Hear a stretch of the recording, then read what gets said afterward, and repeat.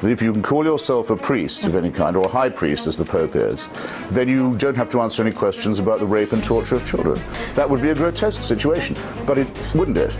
Well, let me ask you. But it is now the situation. So are we to say that there's a category of person who lives and commits crime and covers up crime above and beyond the law?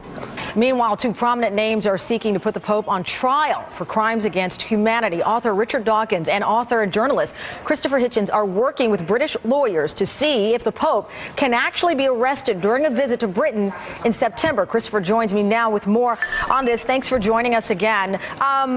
First of all, how were you able to find, it seems, an attorney willing to try to pursue this, as we've heard so much about the power of the church and people being unwilling to challenge this?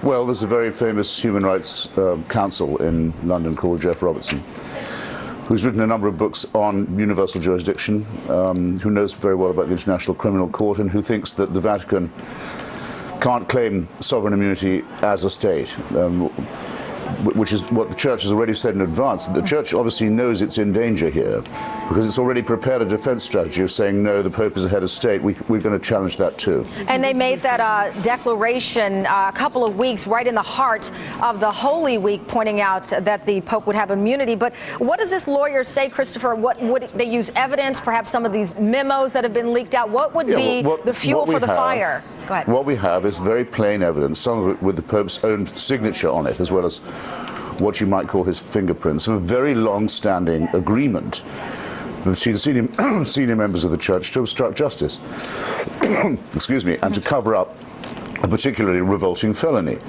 Now, isn't it amazing that this is always discussed as if it's the Church's internal affair? Why do we make the assumption that the Church can be the judge in this case, in its own case? What is the law doing? I'll give you an example from the United States. Why does the Justice Department not demand the extradition of Cardinal Law of Boston, who fled the jurisdiction rather than answer questions under oath after it had been revealed that he'd sheltered and protected appalling pederasts? Why do we say, well, he's gone to a foreign town now, that's the end of our inquiries? Isn't there anyone in this country, any officer of the law, who will say we have to do something to protect and vindicate these children? Well, there is one case in Kentucky. I might add, Cardinal Law was allowed to vote in the election of this Pope, who'd given him, in a sense, asylum from the inquiries in Boston, which had enraged the laity. And there are many who agree with you on that, Christopher, and we know that there's the case in Kentucky, which is why the Vatican responded about immunity. But let me ask you, there are people who say, listen, this is just a headline for us to chit-chat about, but the reality of being able to charge the Pope, of all people, with crimes against humanity will never happen. Well, let's see if he feels like coming to England and testing the proposition. That's the next trip we know he's going to make. Do you think that there would be some type of avoidance? Then all right. Then okay, fine. Then consider the alternative. The alternative is we publicly declare that if you can call yourself a priest of any kind, or a high priest as the Pope is, then you don't have to answer any questions about the rape and torture of children. That would be a grotesque situation, but it wouldn't it? Well, let me ask you. But it is now the situation. So are we to say that there's a category of person who lives and commits crime and covers up crime above and beyond the law, or not? And if so, how are we going to live with ourselves? And what are we going to tell the children? Christopher, there are people who point out, obviously, that you yourself, Richard Dawkins, both are atheists, that this is what is fueling your desire to take on the church in this way. Are you getting support from devout Catholics and Christians who say that the Pope, as you put it, should be arrested? The solicitor with whom we've been talking in London is a believing Christian. This isn't a test of church doctrine, it's a test of church conduct, and not of atheism, I would say of secularism, of the separation of church and state, or rather the non-immunity of church from law. And Christopher, what is the next step then with this attorney? Well, I think we're going to approach the International Criminal Court first, because it doesn't particularly matter whether the Pope wants to travel or not. I mean, I think he could probably be served where he is. And then there are a number of other legal options. There are an enormous number of potential plaintiffs and victims, and of course we're taking advice from them and from organizations that represent them. If you look at the record now in Ireland, in Germany, where it's getting worse every day, the terrible 3 cases involving the Pope himself the ones in Munich, the deaf and dumb school in Wisconsin, 200 deaf and dumb children. And the Pope says, let the poor man go. He's old now, he's ill, even though the diocese wants him gone. Then this completely depraved sadist, Father Kiesel, in Oakland, and the Pope's name is on the letter, saying, no, let this guy go too, give him a break, he's too young. Well, this is some of the evidence you and others are pointing to. All this consideration for these hardened, calcified sadists, and never a single mention of the rights of the children. And only concern shown for the reputation of Holy Mother Church. Well, they've lost that now, haven't they? But I think that means also that they have to face judgment. Well, justice is coming. Christopher Hitchens is asking a question most people avoid. Why are religious leaders not being held accountable like everyone else? If any other institution had thousands of abuse cases and evidence of cover-ups, people would be arrested. The data is already there. The John Jay report found thousands of victims in the U.S., and the Murphy report in Ireland showed leaders protected the institution instead of children. Priests were moved, not reported. That's not a mistake. That's a pattern. Hitchens is right to challenge the idea of immunity. Calling the Pope a head of state doesn't erase responsibility if there's evidence of obstruction. The law is supposed to apply equally. Even the Bible makes this clear. Matthew 18:6 condemns harm against children in the strongest terms. Yet the leadership being criticized failed to act on that. So the real issue is simple. If there is evidence, why is anyone in religion treated as untouchable? While we're on the topic of religion, let's talk about the Vatican. And the reason why we've gotten here, by the way, Christopher, is because we have analysts and editorial writers like Colbert King and Frank Rich, who were painting a picture that caused us to really take a look at this and make sure it was being played out in a fair manner. Let's talk about the Catholic Church, because there have been a lot of revelations over the past week. It appears the current Pope may have known about the recent revelations of abuse of children at the hands of members of the clergy. And my question to you, especially since you've written about this and you say that justice is coming, you're not that much of a fan of a Catholic Church, do you think we need to be doing something in this country to address this? How do you think this is going to play out? Well, do you mean, should we in this country, I mean, have you not read what's been happening in Wisconsin? Yes, I have. A school for children who can only use sign language. And 200 of them have their childhoods completely wrecked by this priest. And entreaties are addressed to the man who is now Pope, Cardinal Ratzinger, the man who was saying at the time that the only problem with the scandal was there was a press campaign against the church. The abuse was not the problem. The torture, the rape, only the revelation of it. Christopher, was the problem. Nothing happens except that he forgives the priest who asks for forgiveness before he dies. Let me ask you, this is a scandal. Well, let me ask you about this. It is a scandal. Let me ask you, if you spend enough time in courtrooms in this country, invariably you see people charged on the edges of a crime with being an accessory, either before or after the fact. And for several years I've been wondering, in the example of Cardinal Law from Boston, who now has a pretty terrific parish right outside the gates of the Vatican in Rome, why he and why should not the Pope be charged with being an accessory before or after the fact? Well, you take the wind out of my sails, Mike, as you have before. I mean, maybe you remember with our colleague and mutual friend Chris Matthews a few years ago, I raised this question. Why isn't Cardinal Law being at least interviewed by the forces of law and order? And the same thought obviously occurred to the Cardinal and to the Vatican, because he left the jurisdiction, was given a sinecure in Rome. He runs the San Maria Maggiore, if I'm not mistaken, and hasn't been back since, and voted in the election for the Vicar of Christ on Earth, as Catholics call the Pope. And I wrote then, and I believe now, that the fatal taint went straight to the top at that point. And now we have, as the head of the church, someone who's personally as well as individually, as well as institutionally responsible for knowing of this, covering it up, and protecting not the children but the predators. Is your sense, Christopher, that there's a fundamental belief inside of the Catholic Church that they are truly above the law, that rape and torture inside of the Catholic Church is fine as long as it stays inside of the church? Do they actually believe that, as far as you can tell? Well, I don't care whether they believe it or not. It's out of their hands now. That we have to find there must somewhere be in this country a district attorney or a prosecutor who will stand up for the children first and will not do as so many civil authorities have and give the church a free pass. Every other country that's allowed that, Ireland, Australia, now Germany, has bitterly regretted it. And there's no way now of preventing this from going to where it's metastasized. That's to say, to the head of the church himself, who's also, I might add, the head of a state. So there's a legal question under the International Criminal Court whether he can travel. There's going to be a lot of trouble if he tries to keep his appointment and his visit to England in the fall. People are already getting ready with the law about that. It's no longer up to the church to decide this or how to police itself. All it's good at is forgiving the criminals and ignoring the pleas of the victims. Christopher, enough of forgiveness. We need justice here. Christopher, when do we reach a breaking point? The Catholic Church has weathered so many of these storms. We hear these stories once every couple of years, and they seem somehow to go away again.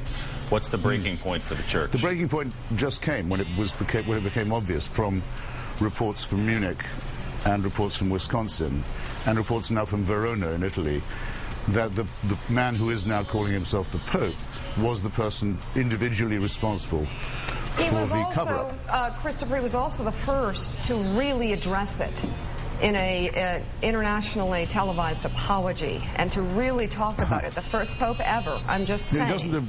It doesn't come close to addressing it. You notice that all the reports of his pastoral letter to the Irish people reported the Irish people's disappointment that no one was asked even to resign, let alone to face a jury on this.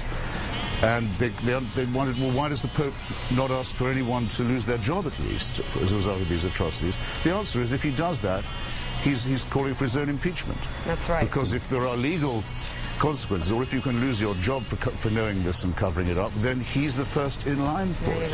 So it's not like the old slogans used to say, Vatican protects paedophiles. That was bad enough. All right, Christopher Hitchens. Or pederasts rather than paedophiles. It's now the Pope personally. So please, let's from now on act as if that's what the scandal is. Christopher Hitchens, thank you very much for being with us. Andrew Ross Sorkin, thank you as well. Thanks so much.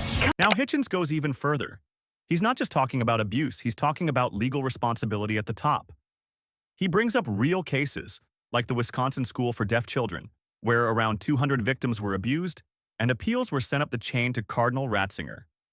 The response focused on protecting the church's image, not the victims.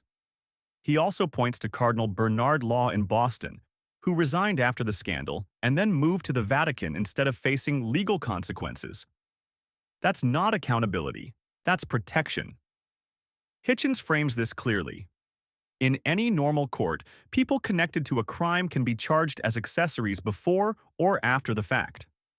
That standard exists everywhere else. Here, it stops at the church door. Could the Pope be headed behind bars? Some well-known atheists are now threatening to arrest the Pope when he visits Great Britain later this year. British scientist Richard Dawkins and author Christopher Hitchens are arguing that Pope Benedict XVI should be tried for crimes against humanity over an alleged cover-up of sexual abuse in the Catholic Church. Fox News contributor Father Jonathan Morris is my guest now. Father, and they are working actively, they say, with lawyers to try to arrange to arrest the pontiff when he goes to Great Britain in September. They are working actively because these guys are activists, and they have been activists against not only the Catholic Church, but against any public expression of religion in society.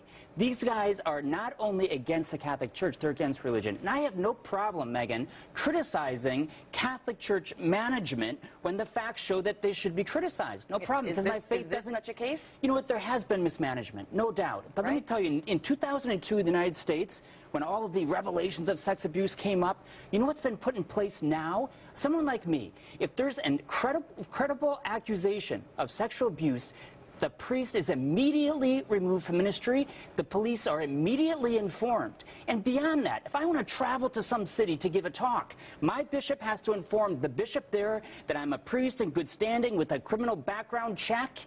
Okay, but this major wasn't always the procedures. case. And the reason Dawkins and Hitchens believe that Pope Benedict is responsible is because before he became the Pope, he headed up this group that was supposed to be looking into these allegations of sex abuse, and they say he turned the other way, and that none of the priests who really were guilty of sex abuse were defrocked. That they may have gotten a slap on the wrist, but they were they were allowed to stay in the priesthood. These guys, and I don't say this very often, should read the New York Times. And the New York Times, after a whole bunch of days of bashing the church and throwing all this smoke up without putting real concrete facts about the whole thing, wrote an article, a commentary saying, you know what, Benedict is actually, when we compare him to John Paul II, they slam John Paul II, is actually the better pope for what he's done against sexual abuse among the clergy. He has been known, and everybody, whether you're a Catholic Church fan or not, anybody who's in the inside there knows that Pope Benedict has done more against sexual abuse than any, not only pontiff, but major player inside the Vatican. This man saw up close, because he was head of this department in which they reviewed all these cases, and he's the one who took action. Well, what's going to happen as a practical result if these two guys who are consulting with legitimate barristers, as they're called over in England, actually get somebody to issue an arrest warrant? I mean, as the Pope goes through Great Britain, do you actually expect some law enforcement agent to slap him with a summons or an arrest warrant and drag him away in the Pope-mobile? I don't think the government there would allow that to happen. I don't think anyone would take it seriously, but I will be there covering it for Fox, and if it happens, I will be sure to get on there. You could go, too. I could be dragged away, actually, and Hitchens and Dawkins would love that, too, I'm sure. So you don't think, I mean, do you think this is just a publicity stunt, or do you think these guys mean business? No, I think it's a publicity stunt, without a doubt. But yes, I think there has been mismanagement, you know, and I'm glad. I would just wish that these guys would be able to be honest intellectually and say, this is what went wrong. This is what needs to change. And in Europe, some things need to change like they've changed in the United States, in my opinion, about procedure. How do you know, Father? Okay, so if, assuming Pope Benedict is cracking down on this problem, much more so than has been in the past, how do you stop it from happening in the first place? It's one thing to crack down on it once it's out, but it needs to not happen. Absolutely. I mean, why are we seeing this? Well, you know, how is that stopped? In the last 50 years, you know what percentage of sexual abuse cases in the United States? 2% were priests. 48%, you know what they were? This is very sad and hard to say. They were live-in boyfriends and stepfathers. The next big percentage, school teachers. I hate to say it, but this is a societal problem. Thank God, in the cases that we're talking about in the clergy, almost all of them are 50s and 60s and 70s. There was a sexual revolution going on. People got into the priesthood who should never have been there. We got to get that out. Pope Benedict said famously, we have to get the filth out of the priesthood. I certainly hope they do. Yeah. Well, we'll see. We'll be watching you, the Pope-mobile, and the Pontiff in Great Britain come September. Thank you so much, Father Jonathan. They're laughing at Hitchens and Dawkins instead of answering the evidence. That says everything. The record is already clear. The Murphy Report, 2009, showed church officials in Ireland avoided police to protect the institution. The John Jay Report, 2004, documented over 4,000 accused priests in the United States. The Pennsylvania Grand Jury, 2018, identified 300-plus priests and over 1,000 victims with documented cover-ups. Internal Vatican rules like Crimen Solicitationis, 1962, enforced secrecy in abuse cases. Then the defense shifts to societal problem. That avoids responsibility. Institutions that claim moral authority are expected to meet a higher standard, not a lower one. Hitchens is focused on the law. Evidence exists. Victims exist. Documents exist. Why are religious leaders not being investigated and prosecuted like anyone else? So here's the question. If there is documented evidence, witness testimony, and a clear pattern of protection at the highest levels, should the Pope be investigated and arrested like anyone else under the law? Comment your thoughts below. Don't forget to like and subscribe if you want more breakdowns like this.